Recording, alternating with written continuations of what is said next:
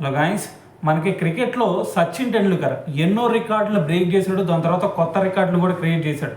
So మరి ఆ create చేసిన కొత్త రికార్డులు చూసుకుంటే వాటిని బ్రేక్ చేయడం అనేది ఎవరికి సాధ్యం కానంత విధంగా అతను క్రియేట్ చేశాడు. సో మరి వాటిలో ఒకటి కనుక చూసుకుంటే మనకి 100 సెంచరీస్. సో మరి మొన్నటి వరకు మరి ఖచ్చితంగా 100 సెంచరీస్ రికార్డు బ్రేక్ అయింది అని అయితే అందరూ అనుకున్నాం.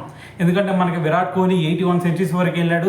ఖచ్చితంగా ఇంకొక 19 సెంచరీసే. ఇంకో పక్క చూసుకుంటే అతని ఫిట్నెస్ లెవెల్స్లో కూడా ఎటువంటి ఇబ్బంది లేదు.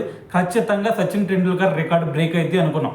సో కానీ ఇప్పుడు విరాట్ కోహ్లీ తీసుకున్న కొన్ని డెసిషన్స్ వల్ల ఇంకా ఎప్పటికి కూడా సచిన్ టెండూల్కర్ రికార్డులు బ్రేక్ అవ్వవు అని చెప్పేసి ఒక ముద్ర పడిపోయింది. ఎందుకంటే మనం చూసుకుంటే ప్రజెంట్ సినారియో మనకి T20s లేదంటే టెస్ట్ మ్యాచ్లు. సో ఈ రెండే వెళ్తున్నాయి క్రికెట్ని. సో మరి ఓడిఐస్లో చూసుకుంటే మరి ఓడిఐస్ సంవత్సరానికి వచ్చేసరికి 2 సిరీస్లో 3 సిరీస్లో జరుగుతున్నాయి. సో మరి ఇటు పక్క విరాట్ కోహ్లీ వచ్చేసరికి మరి మనకి T20sకి రిటైర్మెంట్ ఇచ్చాడు. దాని తర్వాత టెస్ట్ క్రికెట్కి కూడా రిటైర్మెంట్ ఇచ్చాడు. సో ఇంకా మిగిలింది ఏంది, ఓడిఐస్ మాత్రమే ఆడతాడు.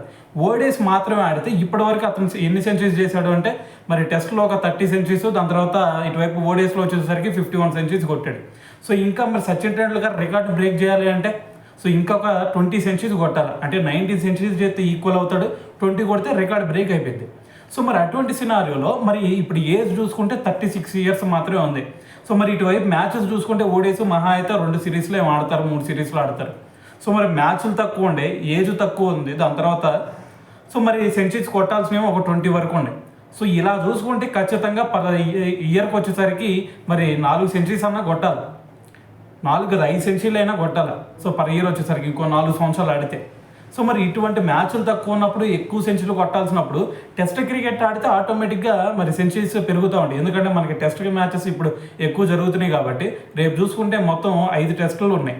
5 టెస్టులు అంటే 10 ఇన్నింగ్స్లో మరి ఒకటి లేదంటే 2 సెంచరీస్ కొట్టినా సరిపోయింది. కొంచెం దగ్గర చేరిపోతాడు. అటువంటి సినారియోలో మరి అతను టెస్ట్ క్రికెట్కే ఎక్కువ ఆపర్చునిటీస్ ఉన్న టెస్ట్ క్రికెట్కే రిటైర్మెంట్ ఇచ్చేసి ఇటువైపు T20లకి రిటైర్మెంట్ ఇచ్చేసి ఇంకా ఎలా రీచ్ అవుతాడు? సో ఇదైతే చాలా కష్టంగానే మారుతూ ఉన్నట్టు అనిపిస్తూ ఉంది. సో మరి సంవత్సరానికి వచ్చేసరికి ఆ 2 సిరీస్లు ఆడేసి సో అది కూడా ఓడేసి ఆడి సో మరి దాంతోనే మరి 100 సెంచరీస్ కొడతాడా అంటే సో ఇది ఎట్టి పరిస్థితుల్లో జరిగే ఛాన్స్ అయితే కనిపించట్లేదు మనకి. సో ఒకవేళ కనుక టెస్ట్ మ్యాచ్లకు కనుక రిటైర్మెంట్ ఇవ్వకపోయినట్టయితే ఖచ్చితంగా ఇంకొక 3 సంవత్సరాల్లో సచిన్ టెండూల్కర్ ఈ రికార్డు ఏదైతే ఉందో ఖచ్చితంగా బ్రేక్ చేసి పక్కన పెట్టేసేవాడు. సో మరి ఈ డెసిషన్ ఎందుకు తీసుకున్నాడో కూడా ఇప్పటికి కూడా అర్థం కావట్లేదు. సో ఏదైనా సరే దీన్ని బట్టి ఆలోచిస్తుంటే మరి ఖచ్చితంగా విరాట్ కోహ్లీ సచిన్ టెండూల్కర్ రికార్డ్ని బ్రేక్ చేయలేడేమో అని అయితే ఖచ్చితంగా అనిపిస్తూ ఉంది.